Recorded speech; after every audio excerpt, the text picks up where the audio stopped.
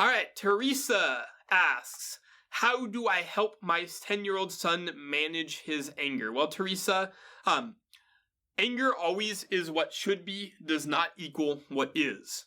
So what I would do is I would, have a conversation with him about this. Of like, he gets angry because that should be doing a thing, but it isn't. Like, you ever deal with the computer and, well, it should be working, but it isn't, and then you get really frustrated?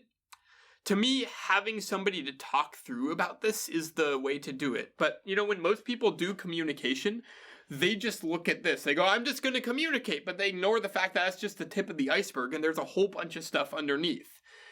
At first, you need to create shared understanding. What is your definition of anger? When I say I'm angry, I don't even know if when I say what I'm angry is the same thing you say what angry is. I was talking with my video guy before we started here about the different definitions we had around tricking people when it came to marketing and sales. And we just had different definitions. So make sure that you have a shared understanding and you know what their definition of the words are and they know what your definition of the words are.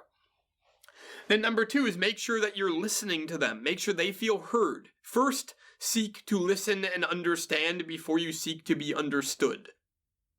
So before you're going to attempt to communicate and say, here's all the reasons why you shouldn't be angry, which isn't going to work, or to say, hey, let's talk about this. First, listen to them, validate them, understand them. If you go on YouTube, there's a great video by Oprah and a Buddhist monk. Just type in Oprah Deep Listening and you'll find it. It's talking about, it's like 2 minutes long. It talks about deep listening as opposed to listening to prove them wrong, just listening to allow them to empty their heart.